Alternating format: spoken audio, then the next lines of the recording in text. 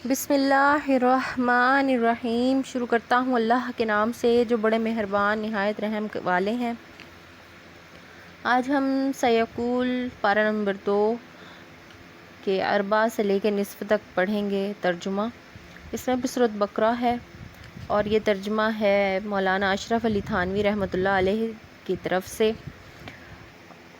چلیں شروع کرتے ہیں۔ کچھ سارا کمال اسی میں نہیں آ گیا کہ تم اپنا منہ مشرق کو کر لو یا مغرب کو، لیکن اصلی کمال تو یہ ہے کہ کوئی شخص اللہ تعالیٰ پر یقین رکھے اور قیامت کے دن پر اور فرشتوں پر اور سب کتب سماویہ پر اور پیغمبروں پر اور مال دیتا ہو اللہ کی محبت میں رشتہ داروں کو اور یتیموں کو اور محتاجوں کو اور بے خرچ مسافروں کو اور سوال کرنے والوں کو اور گردن چھڑانے میں اور نماز کو پابندی رکھتا ہو اور زکوٰۃ بھی ادا کرتا ہو، اور جو اشخاص ان عقائد و اعمال کے ساتھ یہ اخلاق بھی رکھتے ہوں کہ اپنے عہدوں کو پورا کرنے والے ہوں جب عہد کر لیں، اور وہ لوگ مستقل رہنے والے ہوں تنگ دستی میں اور بیماری میں اور قتال میں، یہ لوگ ہیں جو سچے کمال کے ساتھ موصوف ہیں، اور یہی لوگ ہیں جو سچے متقی کہے جا سکتے ہیں۔ اے ایمان والو، تم پر قانون قصاص فرض کیا جاتا ہے مقتولین بقتل عمد کے بارے میں، آزاد آدمی کے عوض میں، اور غلام غلام کے عوض میں، اور عورت عورت کے عوض میں، ہاں جس کو اس کے فریق کی طرف سے کچھ معافی ہو جاوے مگر پوری معافی نہ ہو تو مدعی کے ذمے معقول طور پر خون بہا کا مطالبہ کرنا اور قاتل کے ذمے خوبی کے ساتھ اس کے پاس پہنچا دینا۔ یہ قانون دیت و عفو تمہارے پروردگار کی طرف سے سزا میں تخفیف ہے اور شاہانہ ترحم ہے، اور پھر جو شخص اس کے بعد تعدی کا مرتکب ہو تو اس شخص کو بڑا دردناک عذاب ہوگا۔ اور فہیم لوگ، اس قانون قصاص میں تمہاری جانوں کا بڑا بچاؤ ہے۔ ہم امید کرتے ہیں کہ تم لوگ ایسے قانون امن کی خلاف ورزی کرنے سے پرہیز رکھو گے۔ تم پر فرض کیا جاتا ہے کہ جب کسی کو موت نزدیک معلوم ہونے لگے، بشرطے کہ کچھ مال بھی ترکے میں چھوڑا ہو، تو والدین اور اقارب کے لیے معقول طور پر کہ مجموعہ ایک ثلث سے زیادہ نہ ہو کچھ بتلا جاوے۔ اس کا نام وصیت ہے۔ جن کو خدا کا خوف ہے ان کے ذمے یہ ضروری ہے۔ پھر جو شخص اس وصیت کے سن لینے کے بعد اس کو تبدیل کرے گا تو اس کا گناہ ہی انہی لوگوں کو ہوگا جو اس کو تبدیل کر دیں گے۔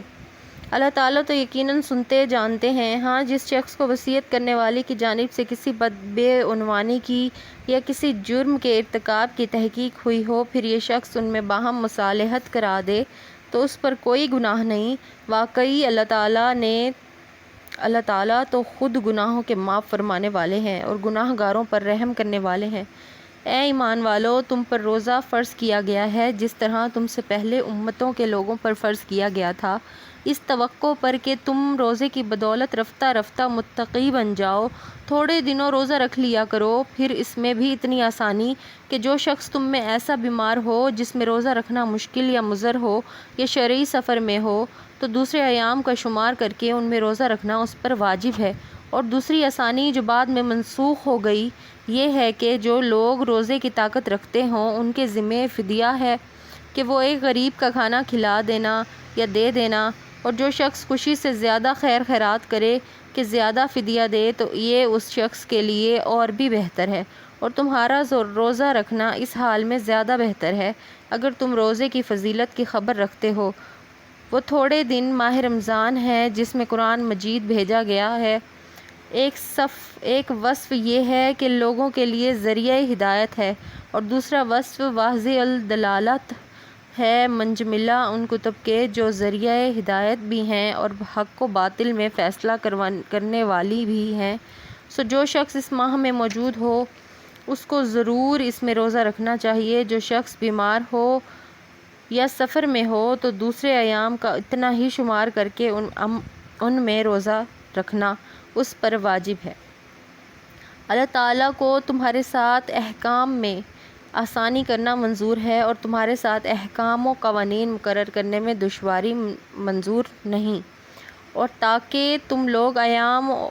ادا یا قضاء کی شمار کی تکمیل کر لیا کرو کہ ثواب میں کمی نہ رہے، اور تاکہ تم لوگ اللہ تعالیٰ کی بزرگی و ثنا بیان کیا کرو، اس پر کہ تم کو ایسا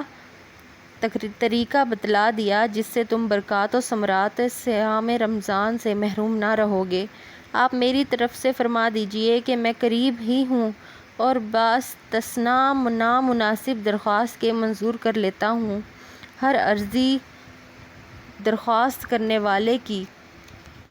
جبکہ وہ میرے حضور میں درخواست دے سو ان کو چاہیے کہ میرے احکام کو قبول کیا کریں اور مجھ پر یقین رکھیں۔ امید ہے کہ وہ لوگ شد و فلاح حاصل کر سکیں گے۔ تم لوگوں کے واسطے روزہ کی شب میں اپنی بیویوں سے مشغول ہونا اور حلال کر دیا گیا، کیونکہ وہ تمہارے بجائے اوڑھنے بچھوڑنے کے ہیں اور تم ان کے بجائے اوڑھنے بچھوڑنے کے ہو۔ خدا تعالیٰ کو اس کی خبر تھی کہ تم خیانت کر کے گناہ میں اپنے آپ کو مبتلا کر رہے تھے، مگر خیر اللہ تعالیٰ نے تم پر عنایت فرمائی اور تم سے گناہ کو دھو دیا۔ سو اب ان سے ملو ملاؤ اور جو قانون اجازت تمہارے لیے تجویز کر دیا ہے بلا تکلف اس کا سامان کرو اور کھاؤ اور پیو بھی اس وقت تک کہ تم کو سفید خط یعنی نور صبح صادق کا متمیز ہو جاوے سیاہ خط سے، پھر صبح صادق سے رات تک روزے کو پورا کیا کرو اور ان بیبیوں کے بدن سے اپنا بدن بھی مت ملنے دو جس زمانے میں کہ تم لوگ اعتکاف والے ہو مسجدوں میں۔ یہ خداوندی ضابطے ہیں، سو ان سے نکلنے کے نزدیک بھی مت ہونا۔ اسی طرح اللہ تعالیٰ اپنے اور احکام بھی لوگوں کی اصلاح کے واسطے بیان فرمایا کرتے ہیں، اس امید پر کہ وہ لوگ احکام پر مطلع ہو کر خلاف کرنے سے پرہیز رکھیں اور آپس میں ایک دوسرے کے مال ناحق طور پر مت کھاؤ اور ان کے جھوٹے مقدمہ کو حکام کے یہاں اس غرض سے رجوع مت کرو کہ اس کے ذریعے سے لوگوں کے مالوں کا ایک حصہ بطریق گناہ یعنی ظلم کے کھا جاؤ اور تم کو اپنے جھوٹ اور ظلم کا علم بھی ہو۔ آپ سے چاندوں کی حالت کی تحقیقات کرتے ہیں، آپ فرما دیجئے کہ وہ چاند اعلی شناخت اوقات ہیں۔ لوگوں کے اختیاری معاملات مثل عدت و مطالبہ حقوق کے لیے اور غیر اختیاری عبادات مثل حج روزہ زکوٰۃ وغیرہ کے لیے، اور اس میں کوئی فضیلت نہیں کہ گھروں میں ان کی پشت کی طرف سے آیا کرو،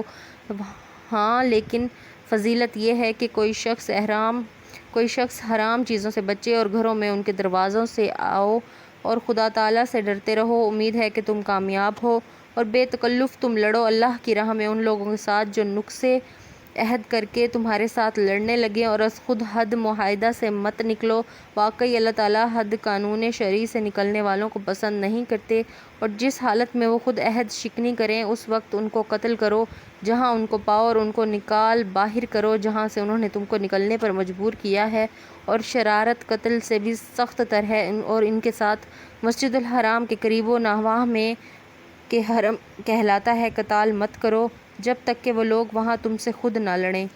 ہاں اگر وہ کفار خود ہی لڑنے کا سامان کرنے لگیں تو تم بھی ان کو مارو، ایسے کافروں کی جو حرم میں لڑنے لگیں ایسی ہی سزا ہے۔ پھر اگر وہ لوگ اپنے کفر سے باز آ جاویں اور اسلام قبول کر لیں تو اللہ تعالیٰ بخش دیں گے اور مہربانی فرما دیں گے، اور ان کے ساتھ اس حد تک لڑو کہ فساد و عقیدہ شرک نہ رہے اور دین خالص اللہ ہی کا ہو جاوے، اور اگر وہ لوگ کفر سے باز آ جاویں تو سختی کسی پر نہیں ہوا کرتی بجز بے انصافی کرنے والوں کے۔ حرمت والا مہینہ ہے بعوض حرمت والے مہینے کے، اور یہ حرمتیں تو عوض معاوضہ کی چیزیں ہیں، سو جو تم پر زیادتی کرے تو تم بھی اس پر زیادتی کرو جیسی اس نے تم پر زیادتی کی ہے، اور اللہ تعالیٰ سے ڈرتے رہو اور یقین کر لو کہ اللہ تعالیٰ ان سے ڈرنے والوں کے ساتھ ہوتے ہیں۔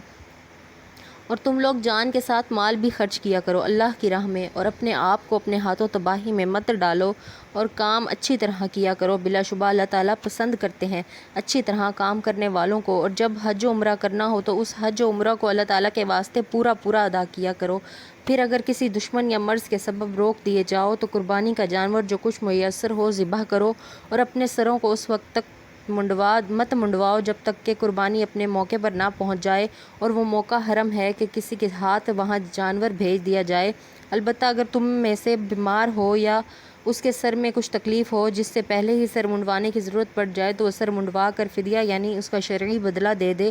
3 روزے سے یا 6 مسکین کو خیرات دے دینے سے یا 1 بکری ذبح کر دینے سے۔ پھر جب تم امن کی حالت میں ہو یا تو پہلے ہی سے کوئی خوف پیش نہ آیا ہو یا ہو کر جاتا رہا ہو، تو جو شخص عمرہ کو حج کے ساتھ ملا کر منتفع ہوا ہو یعنی ایام حج میں عمرہ بھی کیا ہو تو جو کچھ قربانی میسر ہو ذبح کرے، اور جس نے صرف عمرہ یا صرف حج کیا ہو اس پر حج یا عمرہ کے متعلق کوئی قربانی نہیں۔ پھر جس شخص کو قربانی کا جانور میسر نہ ہو تو اس کے ذمہ 3 دن کے روزے ہیں ایام حج میں اور 7 ہیں جبکہ حج سے تمہارے لوٹنے کا وقت آ جاوے یہ پورے 10 ہوئے۔ یہ اس شخص کے لیے ہیں جس کے اہل و عیال مسجد حرام یعنی کعبہ کے قرب و نواح میں نہ رہتے ہوں، یعنی قریب ہی کا وطن دار نہ ہو، اور اللہ تعالیٰ سے ڈرتے رہو اگر کسی امر میں خلاف نہ ہو جائے، اور جان لو کہ بلا شبہ اللہ تعالیٰ بے باکی اور مخالفت کرنے والوں کو سزائے سخت دیتے ہیں۔ زمانہ حج چند مہینے ہیں جو معلوم ہیں، شوال، ذیقعد اور 10 تاریخیں ذی الحج کی۔ سو جو شخص ان میں حج مقرر کر لے تو پھر اس کو حج میں نہ کوئی فحش بات جائز ہے، اور نہ کوئی بے حکمی درست ہے، اور نہ کسی قسم کا نزاع زیبا ہے۔ اور جو نیک کام کرو گے خدا تعالیٰ کو اس کی اطلاع ہوتی ہے، اور جب حج کو جانے لگو خرچ ضرور لے لیا کرو، کیونکہ سب سے بڑی بات خرچ میں گداگاری سے بچا رہنا ہے۔ اور اے ذی عقل لوگو، مجھ سے ڈرتے رہو، تم کو اس میں ذرا بھی گناہ نہیں کہ حج میں معاش کی تلاش کرو جو تمہارے پروردگار کی طرف سے ہے۔ پھر جب تم لوگ عرفات سے واپس آنے لگو تو معاشر حرام کے پاس مزدلفہ میں شب کو قیام کر کے خدا تعالیٰ کی یاد کرو، اور اسی طرح یاد کرو جس طرح تم کو بتلا رکھا ہے، اور نہ یہ کہ اپنی رائے کو دخل دو، اور حقیقت میں قبل اس کے تم محض ناواقف ہی تھے۔ پھر تم سب کو ضرور ہے کہ اسی جگہ پر ہو کر واپس آؤ جہاں اور لوگ جا کر وہاں سے واپس آتے ہیں،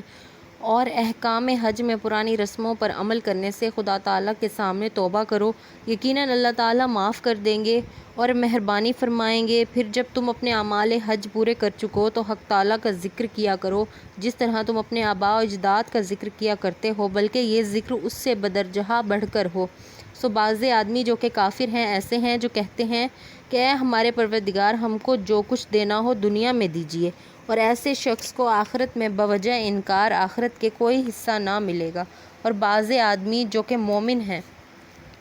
ایسے ہیں جو کہتے ہیں کہ اے ہمارے پروردگار، ہم کو دنیا میں بھی بہتری عنایت کیجیے اور آخرت میں بھی بہتری دیجیے، اور ہم کو عذاب دوزخ سے بچائیے۔ ربنا آتنا فی الدنیا حسنۃ وفی الآخرۃ حسنۃ وقنا عذاب النار۔